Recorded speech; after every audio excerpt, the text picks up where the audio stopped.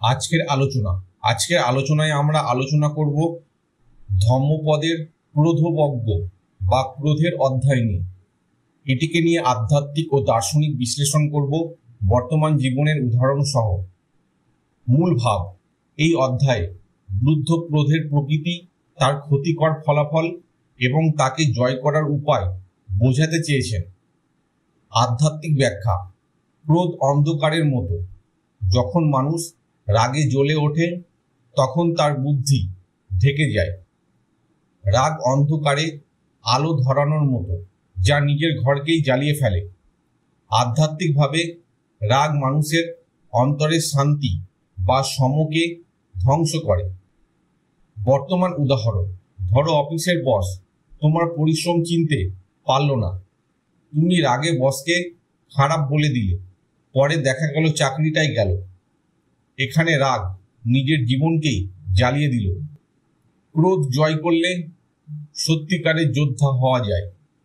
বুদ্ধ বলেছেন, যে অন্যকে পরাজিত করে সে বড় যোদ্ধা নয়, যে নিজের রাগকে জয় করতে পারে সেই প্রকৃত বীর।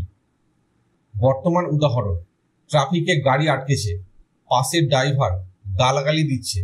তুমি চুপ করে থাকলে সে শান্ত হলো। তুমি নিজের রাগ নিয়ন্ত্রণ করলে, এটাই প্রকৃত বিজয়। রাগ কেবল অন্যকে নয়, নিজের মনকেও আঘাত করে। রাগে থাকলে মানুষ নিজের ভেতরেই দুঃখ উৎপন্ন করে।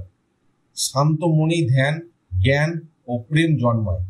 তাই রাগ ছেড়ে দিলে আত্মার জ্যোতি জেগে ওঠে।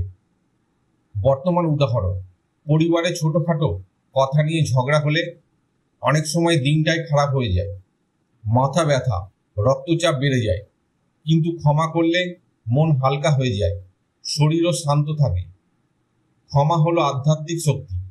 রাগের উত্তরে রাগ দিলে শত্রুতা বাড়ে, কিন্তু রাগের উত্তরে ক্ষমা দিলে সেই আগুন নিভে যায়। ক্ষমা হলো করুণার রূপ, আর করুণা আধ্যাত্মিক উন্নতির দরজা খুলে দেয়। বর্তমান উদাহরণ: স্কুলে একজন বন্ধু তোমাকে অপমান করলো।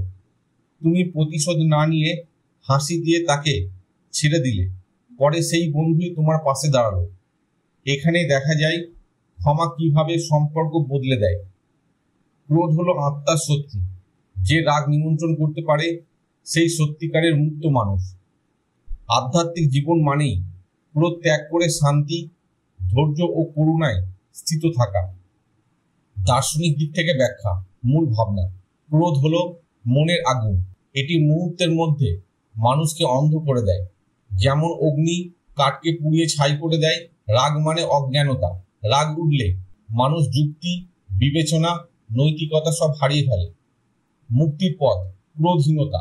দার্শনিকভাবে বুদ্ধ বলেন, জ্ঞানী মানুষ কখনো রাগ ধরে রাখে না। ক্ষমা, ধৈর্য আর শান্তি সত্যিকারের শক্তি। ধম্মপদের মূল শিক্ষা: রাগের জবাবে রাগ দিলে রাগ কখনো শেষ হয় না। যে রাগ দমন করে সেই প্রকৃত বিজয়ী। রাগকে নিয়ন্ত্রণ করতে পারা মানে নিজের মনকে জয় করা। জ্ঞানী ব্যক্তির চিহ্ন হলো সে রাগ উঠলেও তা প্রকাশ করে না, বরং ধৈর্য দিয়ে সামলায়। বর্তমান জীবনের উদাহরণ: অফিসের পরিবেশ। কোনো কর্মী ভুল করলে অনেক বস চিৎকার করেন। এতে কাজের মান বাড়ে না, বরং সম্পর্ক খারাপ হয়।